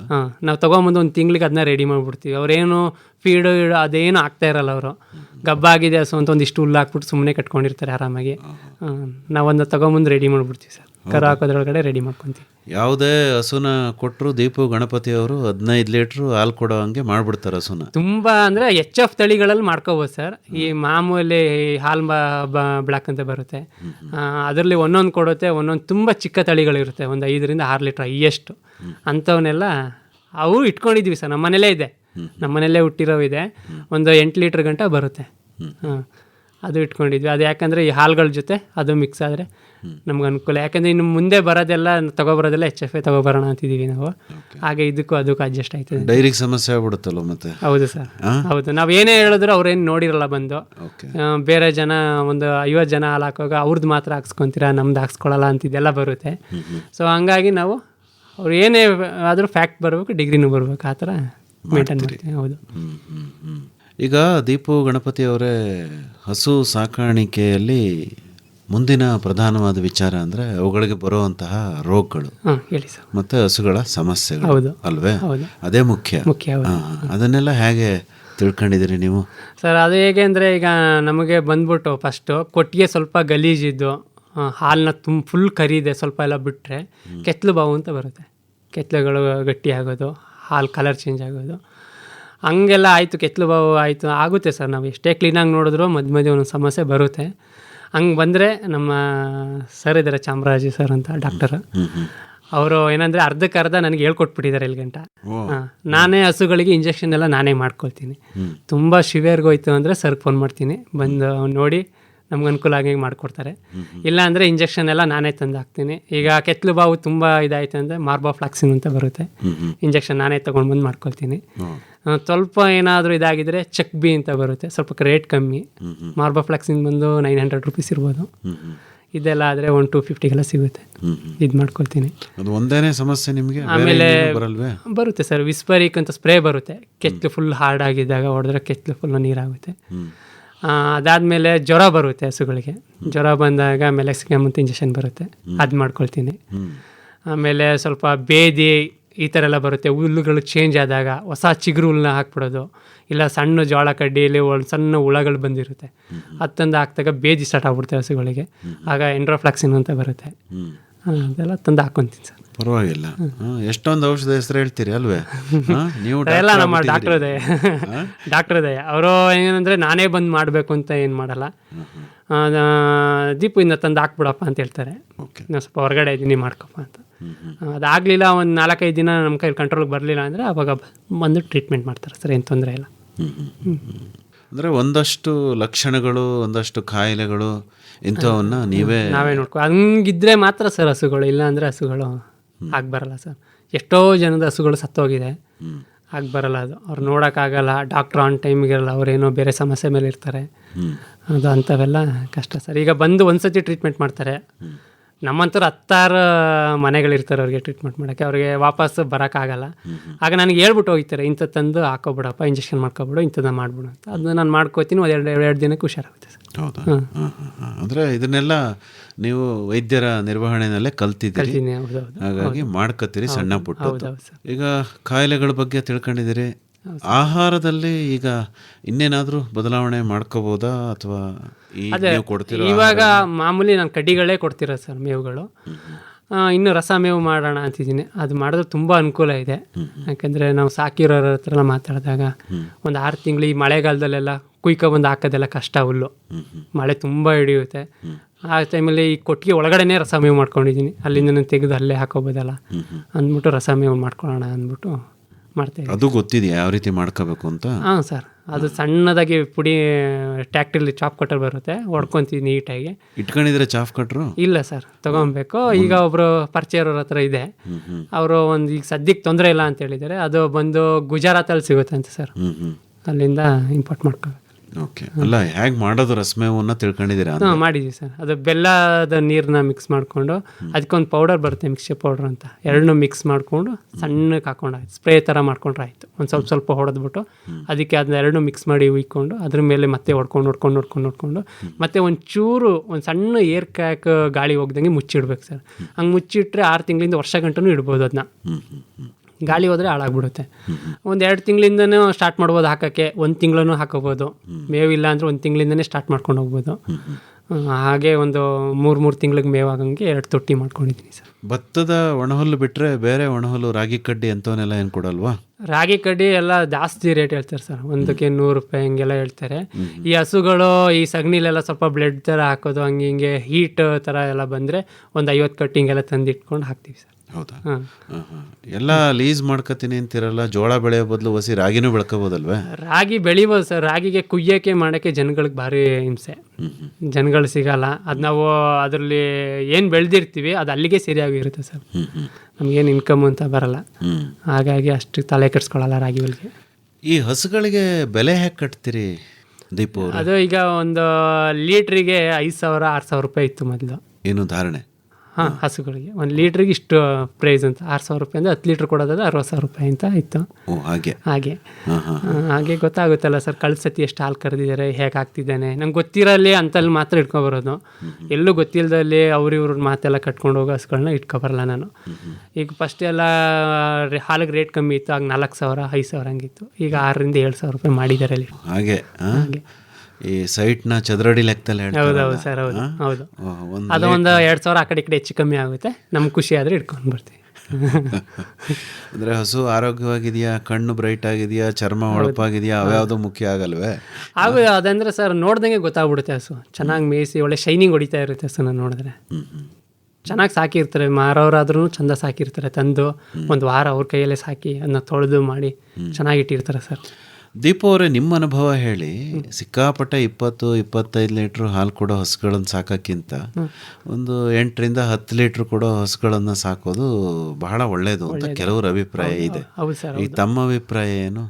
ನಂದು 2 ಇರಬೇಕು ಸರ್, 2 ಇರಬೇಕು. ಯಾಕಂದರೆ ಬರೀ ಈಗ 10 ಲೀಟ್ರ್ ಒಳಗಡೆ 8 ಲೀಟ್ರ್ ಕರ್ಕೊಂಡಿದ್ರೆ ನಾವು ದುಡ್ಡು ನೋಡೋಕ್ಕಾಗಲ್ಲ. ನಾವು ಮಾಡ್ತಾ ಇರೋದು ದುಡ್ಡು ನೋಡಬೇಕು, ಈ ಕಡೆ ಹಸುಗಳೂ ಸಾಕಬೇಕು, ನಮ್ಗೆ ಗೊಬ್ಬರನೂ ಆಗಬೇಕು, ದುಡ್ಡು ಆಗಬೇಕು.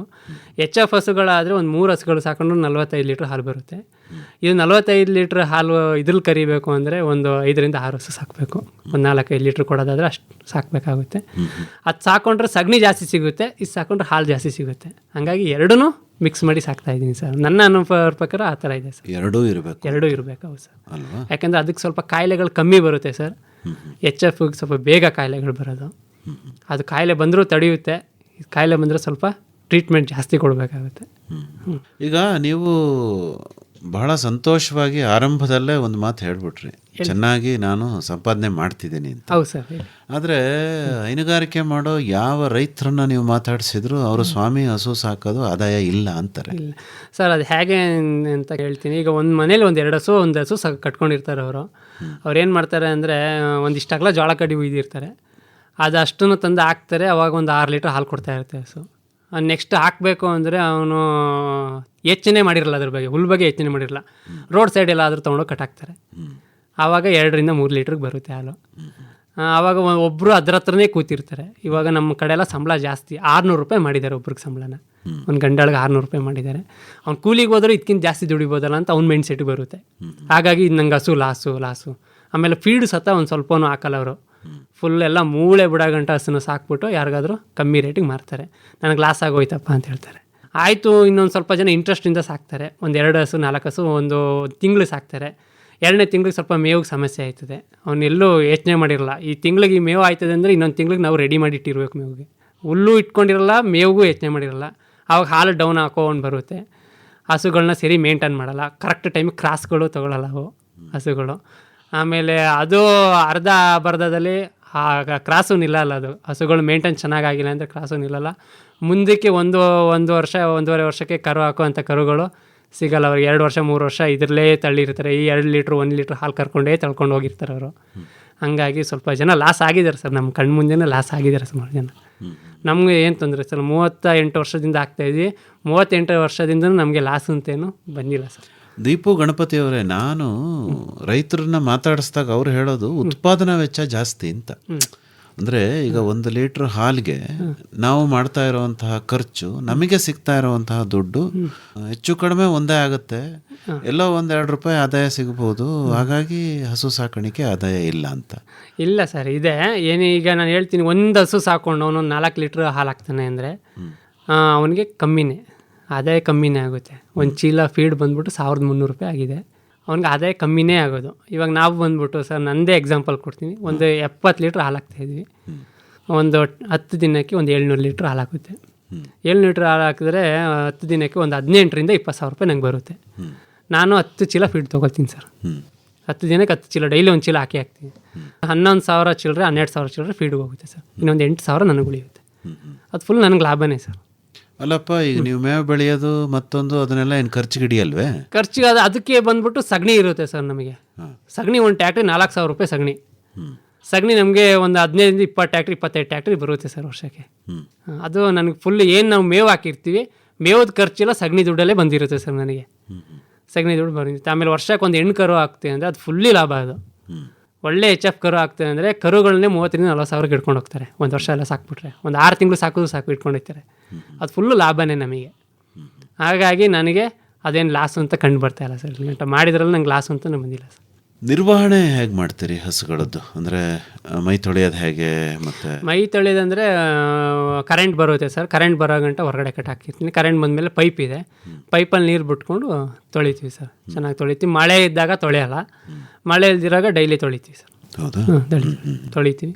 ತೊಳೆದ್ಬಿಟ್ಟು ಬೆಳಿಗ್ಗೆ ಒಂದು ಸ್ವಲ್ಪ ಹೊತ್ತು ಒಣಗುಲ್ ಹಾಕ್ತೀನಿ. ಅದಾದಮೇಲೆ ಹಸಿ ಹುಲ್ಲು ಹಾಕ್ತೀವಿ. ಆಮೇಲೆ ನನಗೀಗ ಕಾನ್ಸ್ಟೆಂಟೇ ಇಲ್ಲ ಸರ್. ಈಗ ಕೆಳಗಡೆ ಒಂದು ಎಕರೆಷ್ಟು ಜೋಳ ಹಾಕಿದೆ, ಜೋಳನೆಲ್ಲ ಮುರಿದಾಯಿತು, ಅಲ್ಲಿ ಒಳ್ಳೆ ಮೇವು ಬಂದಿದೆ. ಅಲ್ಲಿ ಈ ಹಸುಗಳನ್ನ ಸ್ವಲ್ಪ ಬಿಡ್ತೀನಿ. ಒಂದು ಅರ್ಧ ಗಂಟೆ ಆ ಕಡೆ ಈ ಕಡೆ ತಿರುಗಾಡಿ ಮೇವಾಗ ಅದ್ರ ಕಾಲೆಲ್ಲ ಸ್ವಲ್ಪ ಮಣ್ಣಲ್ಲಿ ತಿರುಗಾಡಿದಾಗ ಚೆನ್ನಾಗಾಗುತ್ತೆ. ಹಂಗಾಗಿ ತೊಂದರೆ ಇಲ್ಲ. ಅಂದರೆ ಸದಾ ಕಟ್ ಹಾಕಿರಲ್ಲ ನೀವು? ಇಲ್ಲ ಇಲ್ಲ, ತಿರ್ಗಕ್ಕೂ ಬಿಡ್ತೀರಿ? ಸ್ವಲ್ಪ ಬಿಡ್ತೀವಿ. ಡೈಲಿ ಆದರೂ ಮಳೆ ಇಲ್ಲ ಅಂದರೆ ಡೈಲಿ ಒಂದು 1 hour 2 hour ಆ ಕಡೆ ಈ ಕಡೆ ಕಟ್ ಹಾಕ್ತೀವಿ ಸರ್. ತೋಟದಲ್ಲಿ ಸ್ವಲ್ಪ ಎಲ್ಲ ತಿರುಗಾಡಿಸ್ತೀವಿ. ನೀವೇ ಎಲ್ಲ ಕೆಲಸನೂ ಮಾಡ್ತೀರೋ ಅಥವಾ ಮಾಡ್ತೀವಿ ಸರ್. ಅಮ್ಮನೂ ಮಾಡ್ತಾರೆ, ನಾನು ಮಾಡ್ತೀನಿ. ಆಮೇಲೆ ಹುಡುಗರು ಯಾರೋ ಒಬ್ಬ ಹುಡುಗ ಬರ್ತಾನೆ ಕೆಲಸಕ್ಕೆ ಮಾಮೂಲಿ, ಅವ್ನು ಬಂದಿಲ್ದಿನ ನಾವೇ ಮಾಡ್ತೀವಿ. ಹಂಗಾಗಿ ಅದ್ರ ಬಗ್ಗೆ ಏನು ತೊಂದರೆ ಇಲ್ಲ ಸರ್. ಅಂದರೆ ಸ್ವತಃ ನೀವೇ ದುಡಿತಾ ಇರೋದ್ರಿಂದನೂ ಒಂದಷ್ಟು ಖರ್ಚು ಕಡಿಮೆ ಆಗಿದೆ ಅಂತ ತಮಗನ್ಸುತ್ತಾ? ಹೌದು ಸರ್, ಅನಿಸುತ್ತೆ. ನಾವು ಮಾಡಿಲ್ಲ ಅಂದರೆ ಡೈಲಿ ಕೂಲಿಯವ್ರಿಗೆ ಕೊಟ್ಬಿಟ್ಟು ಮಾಡ್ಸೋಕ್ಕಾಗಲ್ಲ ಸರ್. ಕೂಲಿಯವ್ರಿಗೆ ಕೊಟ್ಟರು ನಾವು ಅಲ್ಲಿ ಇರಬೇಕಾಗುತ್ತೆ. ಅವರೆಲ್ಲ ಕೆಲಸನೂ ಅವ್ರು ಮಾಡಿರಲ್ಲ, ಹುಲ್ಲೇ ಕರೆಕ್ಟಾಗಿ ಹಾಕಿರಲ್ಲ. ನಾವು ನೋಡಲೇಬೇಕು. ನಾವು ನೋಡಲೇಬೇಕು. ಹೌದು ಸರ್. ಅಂದರೆ ಈಗ ಈ ಒಂದು ಅನುಭವದ ಆಧಾರದ ಮೇಲೆ ನೀವು ಇದನ್ನು 30 ಹಸುಗಳಿಗೆ ಏರಿಸಬೇಕು ಅಂತ ಅನ್ಕೊಂಡಿದ್ದೀವಿ ಸರ್. ಕೆಲಸ ಜಾಸ್ತಿ ಆಗುತ್ತೆ ಅಂತ ಅನ್ಸಲ್ವಾ? ಏನಿಲ್ಲ ಸರ್, ಹಂಗೇನಿಲ್ಲ. ಕೆಲಸ ಜಾಸ್ತಿ ಕಷ್ಟಪಟ್ಟರೆ ಸರ್ ಇನ್ಕಮ್ ಬರೋದು. ಕಷ್ಟಪಟ್ಟರೆ ಇನ್ಕಮ್ ಬರೋದು. ನಮ್ಗೆ ಇದೇ ಸಾಕು ಅಂದರೆ ಇದನ್ನೇ ನಾನು ಇನ್ನೊಂದು 50 ವರ್ಷ ಮಾಡ್ಬಿಟ್ಟು ಹಿಂಗೆ ಇರ್ಬೋದು. ನಾನು ಏನೋ ಮುಂದೆ ನೋಡಬೇಕು, ಕಷ್ಟನೋ ಸುಖನೋ ಒಂದ್ಸಲಿ ನೋಡೋಣ ಅಂತ ಮಾಡಿದ್ರೆ ಇನ್ಕಮ್ ಜಾಸ್ತಿ ಬರುತ್ತೆ. ಅಂದರೆ ಜಾಸ್ತಿ ಕಷ್ಟ ಜಾಸ್ತಿ ಆದಾಯ? ಹೌದು ಹೌದು ಹೌದು ಹೌದು ಸರ್. ಹೌದಾ? ಆ ಈಕ್ವೇಷನ್ ನಿಮ್ಮದು? ಹೌದು. ಇನ್ನೇನು ಇನ್ನೊಂದು 5-10 ವರ್ಷ ನಾವು ಮಾಡ್ಬೋದು, ಚೆನ್ನಾಗಿ ದುಡಿಬೋದು. ಆಮೇಲೆ ನಮಗೂ ಏಜ್ ಆಯ್ತದಲ್ಲ, ಅದರೊಳಗಡೆ ಏನೋ ಒಂದು ಮಾಡೋಣ. ಅಂದರೆ ಈಗ ಹಸು ಸಾಕಾಣಿಕೆ ನಿಮಗೆ ತೃಪ್ತಿ ತಂದಿದೆ ಸರ್. ಇದರ ಜೊತೆಗೆ ಏನಾದ್ರು ಡೈವರ್ಸಿಫಿಕೇಶನ್ ಅಂತ ಏನಾದ್ರು ಮಾಡ್ತೀರಾ? ಮೇಕೆ, ಕುರಿ, ಹಂದಿ ಈ ಥರ? ಅಂದರೆ ಸರ್ ನಾನು ಒಂದು ಕುಂಬಳ ಹಾಕಿದೆ. ಕುಂಬಳ ಬಂದು 2 ರೂಪಾಯಿ ಬಂದ್ಬಿಡ್ತು kg. ಕುಂಬಳ 2 ರೂಪಾಯಿಗೆ ಬಂದಾಗ ಅವನು ತಗೊಳ್ಳೋನು ಇಲ್ಲಿ ಮೈಸೂರು RMCಲೇ 2 ರೂಪಾಯಿ kg ಅಂತ ಹೇಳಿದ್ರು. ತಗೊಳ್ಳೋನು ಏನು ರೇಟಿಗೆ ಕೇಳಬೇಕು? 50 ಪೈಸೆ ಕೇಳ್ದೆ ಸರ್. 50 ಪೈಸೆ ಕೇಳ್ದೆ. 50 ಪೈಸೆಗೆ ನಾನು ಕೊಟ್ಬಿಟ್ಟು ನಾನು ಹಾಕಿದ ಖರ್ಚು ಬರಲ್ಲ. ನಾನೇನು ಮಾಡಿದೆ ಸರ್, ಕುರಿ ಮೇಯ್ಸಕ್ಕೆ ಬರ್ತಾರೆ ಈ ಮಂದೇವರು. 1,000 ಕುರಿ 500 ಕುರಿ ಇದೆ ಅವ್ರ ಹತ್ರ. ಅವ್ರಿಗೆ ಮೇಯ್ಸ್ಕೊಬಿಡಿ, ಒಂದು 4 ಕೊಟ್ಬಿಡಿ ಅಂತ ಹೇಳಿದೆ. ಒಂದು 2 ಕುರಿ ಮತ್ತು 2 ಮೇಕೆ ಕೊಟ್ಟಿದ್ದಾರೆ ಸರ್. ಕುಂಬಳ ಮೇಯಿಸಿದ್ದಕ್ಕೆ ಕುರಿ ಕೊಟ್ಟಿದ್ದಾರೆ ಸರ್. ಚಿಕ್ಕದು ಕೊಟ್ಟಿದ್ರು ಮೈಗಳಂಥದ್ದು. ಈಗ ಒಂದು 10-15 kg ಬಂದಿದೆ ಸರ್. ಓಕೆ. ಅದನ್ನ ಒಂದು ಚಿಕ್ಕ ರೂಮ್ ಇದೆ, ಅಲ್ಲಿ ಬಿಟ್ಟಿದ್ದೀನಿ ಸರ್. ಹಂದಿ ಸಾಕೋಕ್ಕೆ ಅಂತ ಒಂದು ರೂಮ್ ಇತ್ತು, ಅಲ್ಲಿಗೆ ಬಿಟ್ಟಿದ್ದೀನಿ ಸರ್. ಅದನ್ನ ಮುಂಚೆ ಹಂದಿ ಸಾಕ್ತಿದ್ರ ತಾವು? ಹೌದು ಸರ್, ಸಾಕ್ತಿದ್ವಿ. ನಾನು ಸಾಕಿರಲಿಲ್ಲ, ನಮ್ಮ ತಾಯಿ ತಂದೆಯವರೆಲ್ಲ ಮಾಡಿದ್ದಾರೆ ಸರ್. ಮಾಡಿದ್ದಾರೆ. ಆ ಟೈಮಲ್ಲಿ ಹಂದಿನೂ ಸಾಕಿದ್ರು, ಕೋಳಿನೂ ಇತ್ತು. ಒಂದು 100-150 ಕೋಳಿ ಗಂಟನೂ ಸಾಕಿದ್ರು. ಅಂದ್ರೆ ಈಗ ನಿಮ್ಮ ಭವಿಷ್ಯದ ಕನಸಿರೋದು ಒಂದು 30 ಹಸು ಸಾಕಬೇಕು. ಹೌದು ಸರ್. ಜೊತೆನಲ್ಲಿ ಕುರಿ ಮೇಕೆಗಳನ್ನ ಏನಾದ್ರು ಮಾಡ್ಕೊಂತೀರಾ ಅಥವಾ ಇಲ್ವಾ?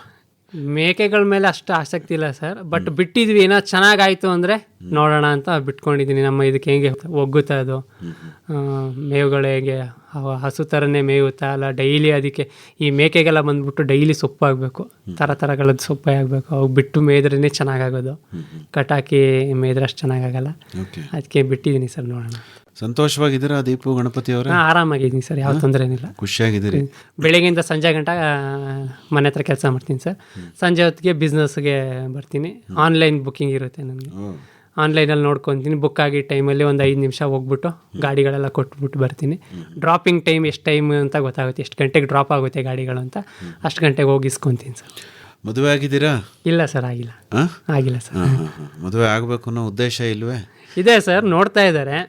ಸ್ವಲ್ಪ ಜನಕ್ಕೆ ಏನ ಅಂದರೆ ಒಂದು 10,000 ಕೆಲಸ ಇದ್ರೂ ಪರವಾಗಿಲ್ಲ, ಬೆಂಗಳೂರಲ್ಲೇ ಇರಬೇಕು ಅಂತ ಸ್ವಲ್ಪ ಜನ ಮೈಂಡ್ಸೆಟ್ ಇರುತ್ತೆ. ಓಕೆ. ಬಟ್ ನಾವು ಏನು ಮಾಡ್ತಾ ಇದ್ದೀವಿ ಇಲ್ಲಿ ಏನು ಅಂತ ಗೊತ್ತಿಲ್ಲ. ರೈತ ಅಂದಾಗಲೇ ಏನೋ ಒಂಥರ ಕಮ್ಮಿ ಥರದಲ್ಲಿ ನೋಡ್ತಾರೆ ಸರ್, ಕಮ್ಮಿ ಥರದಲ್ಲಿ ನೋಡ್ತಾರೆ. ನಾನೇನಿಲ್ಲ ಸರ್, ಲಕ್ಸುರಿಯಾಗೇ ಇದ್ದೀನಿ ಸರ್, ನಾನು ಆರಾಮಾಗೇ ಇದ್ದೀನಿ, ಲಕ್ಸುರಿಯಾಗೇ ಇದ್ದೀನಿ ಸರ್, ನನಗೆ ಯಾವ ತೊಂದರೆನೂ ಇಲ್ಲ, ಚೆನ್ನಾಗೇ ಇದ್ದೀನಿ ಸರ್ ನಾನು. ಓಕೆ. ಮದುವೆ ಆಗೋ ಹುಡುಗಿ ಹೇಗಿರಬೇಕು ಅನ್ನೋದು ನಿಮ್ಮ ನಿರೀಕ್ಷೆ? ನನಗೆ ಈ ಥರನೇ ಇರಬೇಕು, ಆ ಥರನೇ ಇರಬೇಕು ಅಂತೇನಿಲ್ಲ ಸರ್, ನನಗೆ ಸಪೋರ್ಟ್ ಆಗಿರಬೇಕು, ನನ್ನ ಜೊತೆನೇ ಹಾಲು ಕರಿಬೇಕು, ಆ ಥರದ್ದು ಏನಿಲ್ಲ ಸರ್. ಓಕೆ. ಈಗ ನಮ್ಮ ಅಣ್ಣನೂ ಮದುವೆ ಆಗಿದ್ದಾರೆ, ಮದುವೆ ಆಗಿ ಅದಕ್ಕೆ ಮನೇಲೇ ಇದ್ದಾರೆ. ಅವರೇನು ನಮ್ಮ ಕೆಲಸಕ್ಕೇನು ಬರಲ್ಲ, ನಮ್ಮ ಕೆಲಸ ನಾವೇ ಮಾಡ್ತೀವಿ, ಅವ್ರು ಮಾಮೂಲಿ ಅಡುಗೆ ಆ ಥರ ಮಾಡ್ಕೊಂಡಿರ್ತಾರೆ ಸರ್. ಈಗ ನಮಗೆ ಬರೋರು ಅದೇನು ಮಾಡಬೇಕು ಅಂತ ಏನಿಲ್ಲ ಸರ್, ಏನು ನಿಂತ್ಕೊಂಡು ನೋಡಿಕೊಂಡು ಸ್ವಲ್ಪ ಇದು ಮಾಡ್ಕೊಂಡ್ರೆ ಸಾಕಷ್ಟೆ. ನಿಮ್ಮ ಜೊತೆ ಸಹಕರಿಸಿ ನಿಮ್ಮೊಂದಿಗೆ ಹೆಜ್ಜೆ ಹಾಕಿದರೆ ಸಾಕು ಅಲ್ವಾ? ಇಲ್ಲ ಅಂದ್ರೂ ತೊಂದರೆ ಇಲ್ಲ, ನಮ್ಗೆ ತೋಟ ಮನೆ ಎಲ್ಲ ಇದೆಲ್ಲ ಅದು ನೋಡ್ಕೊಂಡಿದ್ರೆ ಸಾಕು. ಹೆಚ್ಚಿನ ಮಾಹಿತಿಗೆ ದೀಪು ಗಣಪತಿ ಅವರೇ, ತಮ್ಮನ್ನೇ ನೇರವಾಗಿ ನಮ್ಮ ಕೇಳುಗರು ಸಂಪರ್ಕ ಮಾಡಬೇಕು ಅನ್ನೋದೇ ಆದರೆ ಸಂಪರ್ಕಕ್ಕಾಗಿ ತಮ್ಮ ಮೊಬೈಲ್ ಸಂಖ್ಯೆ ಏನು ಹೇಳ್ಬೋದಾ ಕನ್ನಡದಲ್ಲಿ? ಸರ್ ಹೇಳ್ತೀನಿ ಸರ್, ಆಯಿತು. 966399447 ಸರ್. ಇನ್ನೊಮ್ಮೆ ಹೇಳ್ತೀರಾ? 966399447 ಸರ್. ಇನ್ನೂ ಒಂದು ಸರಿ ಹೇಳ್ಬಿಡಿ. 966399447 ಸರ್. ಒಳ್ಳೆಯದು ದೀಪು ಗಣಪತಿ ಅವರೇ, ಇದುವರೆಗೂ ಹೈನುಗಾರಿಕೆಯಲ್ಲಿನ ನಿಮ್ಮ ಅನುಭವಗಳನ್ನು ಬಹಳ ಚೆನ್ನಾಗಿ ನಮ್ಮೊಂದಿಗೆ ಹಂಚ್ಕೊಂಡ್ರಿ. ನಿಮ್ಮೆಲ್ಲ ಕನಸುಗಳು ನನಸಾಗಲಿ, ನಿಮಗೆ ತಕ್ಕನಾದ ಹೆಂಡತಿನೂ ಬರಲಿ, ಜೊತೆಗೆ ಸಂತೋಷವಾಗಿರಿ, ಖುಷಿಯಾಗಿರಿ. ವಂದನೆಗಳು, ನಮಸ್ಕಾರ. ನಮಸ್ಕಾರ ಸರ್, ಥ್ಯಾಂಕ್ ಯು.